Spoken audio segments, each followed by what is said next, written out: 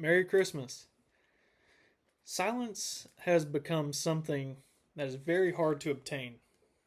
I'm not talking about just a quiet time, but finding a genuinely quiet space.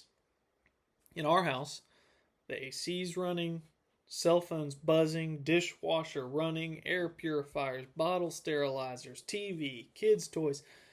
There's always something making noise. Not to mention, silence in our own minds is very difficult to obtain.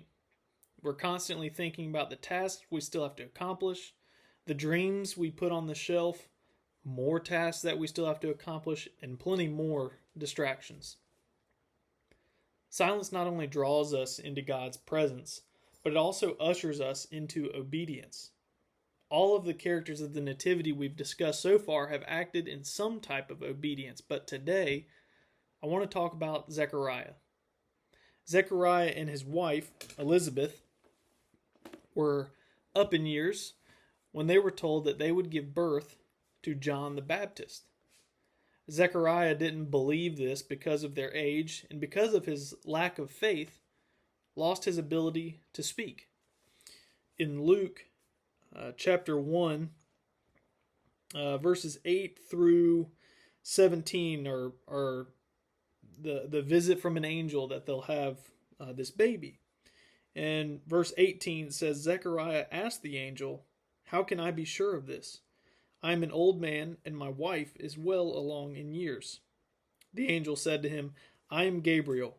I stand in the presence of God, and I have been sent to speak to you and to tell you this good news.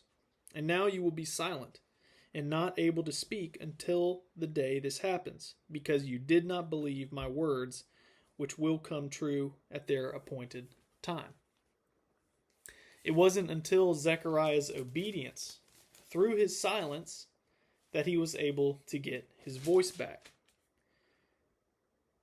We flash forward to later in chapter 1 in Luke, about verse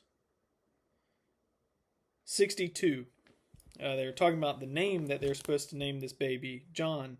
And it says in verse 62, "Then they made signs to his father," which is Zechariah, "to find out what he would like to name the child. He asked for a writing tablet, and to everyone's astonishment he wrote, 'His name is John.' Immediately his mouth was opened and his tongue set free, and he began to speak, praising God." How are we practicing obedience through our silence? I encourage you to join me in finding ways to slow down over the next few days and seek silence to see what God is calling us to do.